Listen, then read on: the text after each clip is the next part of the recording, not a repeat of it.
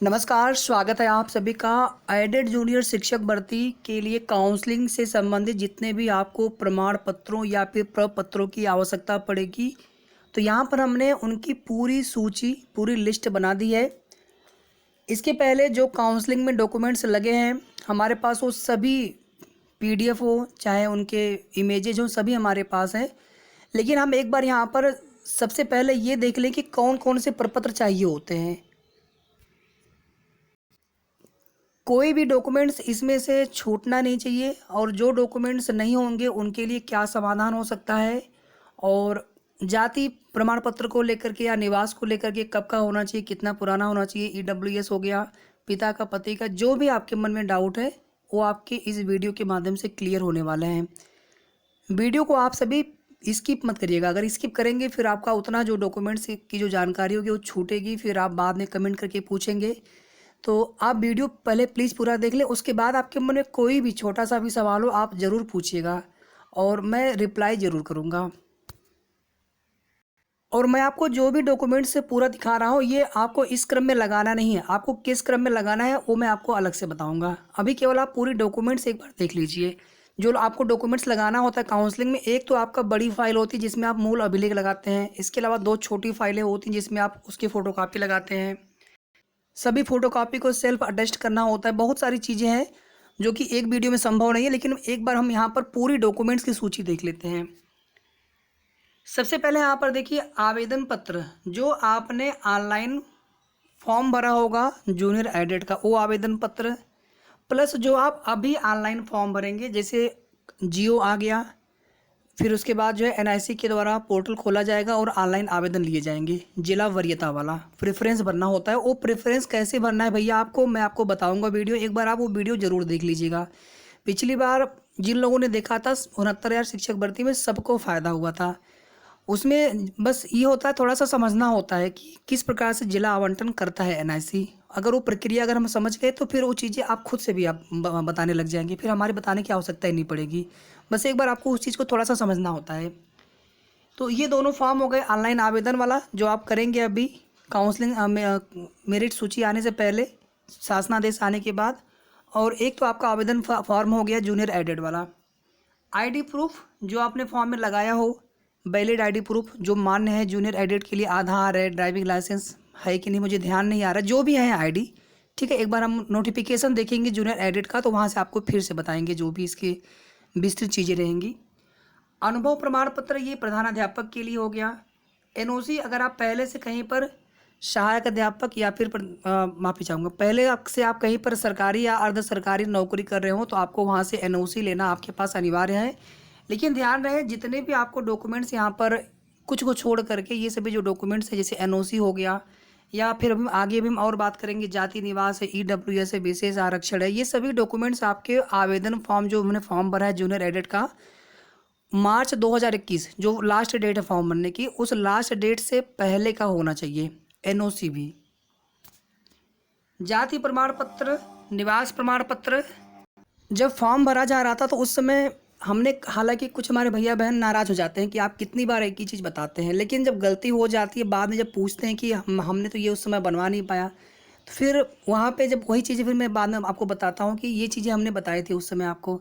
तो उस समय हमने कई बार आपको बताया था कि आप लोग जाति निवास, ईडब्ल्यूएस और जितने भी आपको आवश्यक प्रपत्र बनवाने थे आप उसे बनवा लीजिए।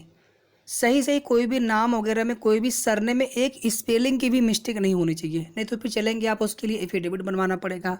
ये सब चीज़ें हमने बहुत विस्तार से उस समय बताई थी। पिता या पति का, तो जो अविवाहित महिलाएं हैं, पुरुषों के लिए कोई दिक्कत है नहीं, जो अविवाहित महिलाएं हैं उनके लिए पिता पक्ष का चलेगा। जो विवाहित महिलाएं हैं उनके लिए क्या होगा, तो इसको लेकर के हम आगे बात करेंगे। अभी एक बार पहले हम पूरी डॉक्यूमेंट की सूची देख लेते हैं। ईडब्ल्यूएस हो गया। ईडब्ल्यूएस के साथ देखिए आय तो मांगा नहीं जाता, लेकिन आप आय रखी रहिएगा क्योंकि आय बनने के बाद ही ईडब्ल्यूएस बनता है। विशेष आरक्षण आपका जो भी हो उसका प्रमाण पत्र आपके पास होना चाहिए। टेट, यूपी टेट या सी टेट जो भी आपने लगाया हो जूनियर वाला, इसमें आप ये समझ जाएंगे, अंडरस्टूड है ये कि जूनियर का ही हमें लगाना है, उसका प्रमाण पत्र। सुपर टेट जूनियर का जो आवेदन, अच्छा ये तो हम ऑलरेडी बता चुके हैं पहले वाले ही सीरियल नंबर पर। फिर जो super TET, junior super TET का जो रिजल्ट आया था जूनियर एडेड का, उस रिजल्ट की प्रिंट आउट, जिसमें आपका मार्क्स हैं, कितने आपने नंबर पाए हुए हैं, वो प्रिंट आउट आपके पास होना चाहिए, PDF होना चाहिए। अगर नहीं है तो उसके लिए फिर से पोर्टल या फिर से लिंक एक्टिवेट किया जाएगा, ठीक है। ये सब चीज़ें जब रिजल्ट आया था तब भी हमने 3-4 दिन लगातार इसी चीज़ को बताया, तो फिर उसमें कमेंट आने शुरू हो जाते हैं कि आप एक ही चीज़ कितनी बार बताते हैं। तो हमारे बताने का सिर्फ इतना उद्देश्य होता है कि वो जानकारी सभी तक पहुंच जाए, उस चीज़ को आप भूलें ना, उस चीज़ को आप तुरंत कर लीजिए। तो जिन लोगों ने प्रिंट आउट निकलवा लिया होगा या फिर PDF सेव कर लिया होगा, हमने ये भी कहा था कि आप गूगल ड्राइव में सेव कर लीजिए, मोबाइल से कभी कभी डिलीट हो जाता है। ID तो पासवर्ड तो आपके पास याद रहेगा, तो किसी भी मोबाइल से आप उसको आप निकाल लेंगे। सारी चीज़ें हमने आपको बताई थी उस समय।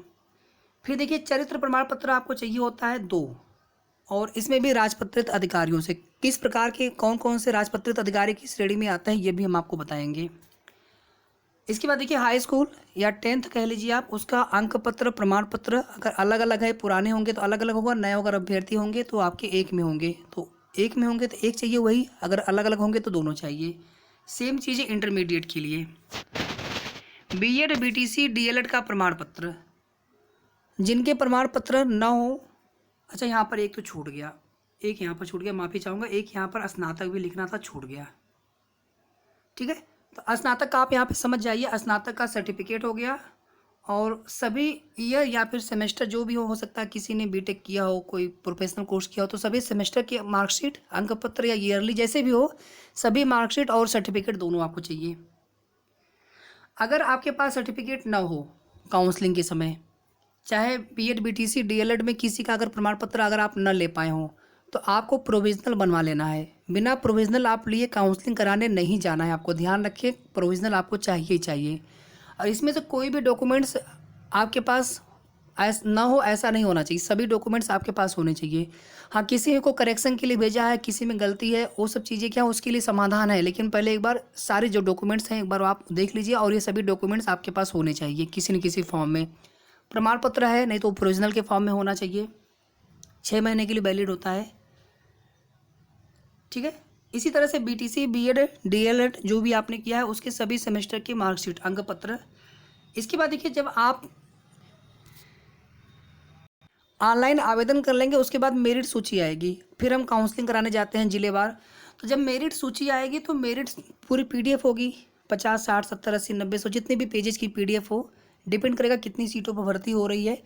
तो जितने भी पेजेज होंगे, जिस पेज पर आपका नाम होगा, उस पेज पर जहां आपका नाम होगा उसको आप हाईलाइट कर लीजिएगा। पहले आप उसकी प्रिंट आउट निकलवा लीजिए, केवल उसी पेज की जिस पर आपका नाम है, उस पूरे PDF में मेरिट लिस्ट के, उसके आप प्रिंट आउट निकलवा लेंगे केवल उसी पेज पर जिस पर आपका नाम है, और उसको आप हाईलाइटर से उसको आप हाईलाइट कर लेंगे। ये देना होता है काउंसलिंग में, हमें आवश्यक है।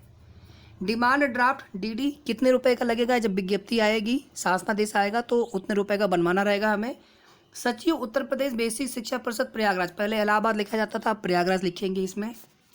पासपोर्ट साइज़ की रंगीन फ़ोटो 8-10 फ़ोटो कम से कम आप रखें, और जितने भी डॉक्यूमेंट्स हम आपको बता रहे हैं सभी डॉक्यूमेंट्स की कम से कम 6-6 7-7 कापी आपको फ़ोटो कापी करा के रख लेनी है। मूल अभिलेख आपके जमा हो जाते हैं काउंसलिंग के समय, फिर बाद में कभी आपको कहीं पर आवश्यकता पड़ी तो कम से कम फ़ोटो कापी कुछ जमा करने होते हैं, कुछ फ़ोटो कापी आप घर पर रखें आपके लिए। जितने भी डॉक्यूमेंट्स चाहे DD हो, कोई भी, चाहे चरित्र प्रमाण पत्र, सभी की फ़ोटो कापी कराने होते हैं। और पासपोर्ट साइज रंगीन फ़ोटो हो गया। जूनियर परीक्षा का प्रवेश पत्र, देखिए अगर ऑनलाइन आवेदन जो आपने किया होगा, मान लीजिए वो प्रिंट आउट आपके पास नहीं मिल रहा है, तो कम से कम एडमिट कार्ड आप रखे हों, प्रवेश पत्र होना चाहिए आपके पास, या दोनों रखें आप। शपथ पत्र आपको देना है, 100% देना होता है, डाइट के अनुसार फॉर्मेट लिखना होता है। यहाँ पे आगे मैं ऐड कर दे रहा हूँ, डाइट के अनुसार फॉर्मेट, आप अपने हिसाब से फॉर्मेट नहीं लिखेंगे बनवाएंगे, या किसी भी जिले का फॉर्मेट आप नहीं लिखेंगे, जो आपका डाइट जैसे बोला जाएगा उसी फॉर्मेट पर आपको लिखवाना रहेगा। इसमें देखिए एक घोषणा पत्र होता है कि सभी डॉक्यूमेंट सही हैं, 100 रुपये वाला लगता है। विज्ञप्ति आएगी हम लोगों की तो उसके अनुसार हम लोग बनवाएंगे। फिर एक जीवित प्रमाण पत्र का बनवाना होता है। विवाहित जो महिलाएं होती हैं, हमारे एक से अधिक जीवित पति नहीं है, और जो विवाहित पुरुष होते हैं, हमारे एक से अधिक जीवित पत्नियां नहीं है, ये घोषणा करके देना होता है। त्रुटि वाला है, और एक और देना होता है, टोटल 4 देने होते हैं। वीडियो थोड़ा सा बड़ा हो रहा है, लेकिन वीडियो को आप सभी प्लीज़ पूरा देखिएगा। BEd वाले केस में पिछली बार NCT लेटर मांगा गया था, NCT अप्रूव लेटर, अगर इस बार मांगा जाएगा तो वो भी आपको देना होगा, हो सकता है सबको मांगा जाए, हो सकता है किसी से न मांगा जाए। जिला आवंटन ये हम बता चुके हैं ऑलरेडी। ठीक है। किस किस क्रम में लगाना है ये भी हम आपको बताएंगे। इसमें एक तो फाइल होती है मूल के लिए और बाकी 2 फाइलें होती हैं छायाप्रति। तो 2 या 3 फाइल आपको ऐसी रखनी है जिसमें छायाप्रति आपको लगानी हो। तो कम से कम आप जो है 3-4 छोटी फाइल खरीद लीजिए, एक बड़ी फाइल खरीद लीजिए।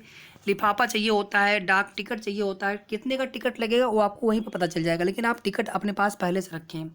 और वहाँ जो स्टेशनरी की दुकान होती है ना जहाँ पे डायरेक्ट होता है, तो वहाँ पे वो भी मिल जाता है। हालांकि पहले से रखेंगे तो ठीक है। इसके अलावा कुछ और सामान देख लीजिए आप। गोंद चिपकाने वाला जिसको आप गम बोलते हैं, सादा पेज कम से कम रखिए 4 से 8, ठीक है। क्योंकि फाइल के ऊपर भी आप देखेंगे ना नाम वगैरह लिखना होता है। वो फाइल वो थोड़ा सा मतलब वो जो आपका सादा है पेज उसका थोड़ा सा फाड़ करके फाइल के ऊपर चिपकाएंगे आप। वहाँ पे अपना नाम, रजिस्ट्रेशन नंबर, बाकी डिटेल्स लिखनी होती है। जो मेरिट लिस्ट रहेगी, किस क्रमांक पे आपका नाम है, और भी कुछ चीज़ें, फादर्स नेम हो गया, वाइटनर हो गया, स्टेपलर हो गया, ब्लू और ब्लैक पेन रखें आप, पेंसिल हो गया, रबर, कटर, मुहर, पैड, अंगूठा थंब अपना वो भी लगाना होता है। हालांकि ये सब चीज़ें मिल जाती हैं हमें, लेकिन हम बता रहे कौन कौन सी चीज़ें आपको लगती हैं। डायरी हो गया तो अच्छा रहेगा, ये सब चीज़ें हम खुद रखें पहले से। मेडिकल प्रमाण पत्र जब आपको नियुक्ति पत्र मिल जाएगा काउंसलिंग होने के पश्चात, उसके पश्चात जो है मेडिकल प्रमाण पत्र जो है वो बनता है और स्वास्थ्य जो है जाँच करवाई जाती है जिला जो सदर अस्पताल होते हैं। सभी छायाप्रति स्वप्रमाणित आपको करनी होती है जो आपको देना होता है। फाइल के ऊपर सादा कागज चिपका करके उस पर मोटे पेन से अपना नाम, पिता का नाम, रजिस्ट्रेशन नंबर, मेरिट सूची क्रमांक, मोबाइल नंबर लिखिए। मूल पत्र रिसीविंग जो आप मूल डॉक्यूमेंट जमा करते हैं उसकी रिसीविंग फॉर्म भरना होता है कि आपने कौन कौन से डॉक्यूमेंट्स दिए हैं मूल अभिलेख वाले, और उसकी रसीद आपको मिलती है जिसको आपको संभाल के रखना होता है, क्योंकि उसी रसीद से फिर आप बाद में अपना मूल अभिलेख निकलवा पाएंगे। डीडी के पीछे नाम, रजिस्ट्रेशन नंबर, पिता का नाम, जाति ये लिखना होता है। सभी प्रमाण पत्र कुछ को छोड़कर फॉर्म भरने की लास्ट डेट से पहले का होना चाहिए। जाति, निवास पुराना चल जाता है लेकिन बहुत पुराना नहीं होना चाहिए, ऑनलाइन वेरीफाई होना चाहिए।